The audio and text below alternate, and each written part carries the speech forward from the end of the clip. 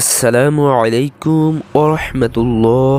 সুপ্রিয় viewer 10 minute মক্তব চ্যানেলটিতে আপনাকে স্বাগতম। আজকে আমরা জানব নামাজে কখন সাহু সেজদা দিতে হয়। সিজদাতুস সাহু বা সাহু সেজদা অর্থ ভুলের সিজদা। নামাজে ভুলে কোনো ওয়াজিব ছেড়ে দিলে সিজদায়ে সাহু দেওয়া ওয়াজিব।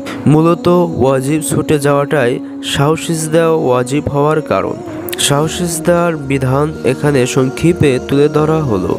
নামাজের কোনো ওয়াজিব আমল কেউ ইচ্ছা করে ছেড়ে দিলে গুনাহগার হবে এবং নামাজও নষ্ট হয়ে যাবে। তাই ওই নামাজ পুনরায় আদায় করতে হবে। তখন সিজদায়ে সাহুর মাধ্যমে নামাজ পূর্ণ হবে না। তবে নামাজের কোনো ওয়াজিব কাজ ভুলক্রমে ছুটে গেলে সিজদায়ে সাহু দেওয়া ওয়াজিব। বুখারী, আবু দাউদ। যেমন ফরজ নামাজের প্রথম 2 রাকাত বা যে কোনো এক রাকাত সূরা ফাতিহা পড়তে ভুলে গেলে বা নফল ও ভিতরের যে কোনো রাকাতে ভুলক্রমে সূরা ফাতিহা পড়া না হলে সাহু সেজদা ওয়াজিব হবে। ফরজ নামাজের প্রথম 2 রাকাতে কিরাত পড়া ভুলে গেলে শেষ 2 রাকাতে তা পড়ে নেবে, তবে সাহু সেজদা দেবে।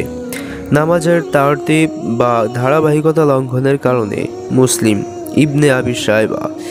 সাহু সেজদার পদ্ধতি হলো, যার ওপর তা ওয়াজিব হয়েছে সে শেষ বৈঠকে তাশাহুদ পড়ে ডান দিকে এক সালাম ফিরাবে। তারপর তাকবীর বলে নামাজের মতো 2টি সিজদা করে বসে যাবে এবং তাশাহুদ, দরুদ, দোয়ায়ে মাসুরা পড়ে সালাম ফিরাবে।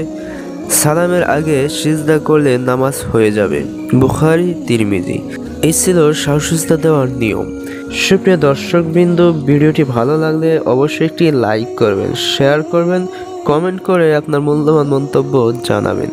সাবস্ক্রাইব না করে থাকলে একটি সাবস্ক্রাইব করে আমাদের সাথেই থাকবেন। আসসালামু আলাইকুম ওয়া রাহমাতুল্লাহ।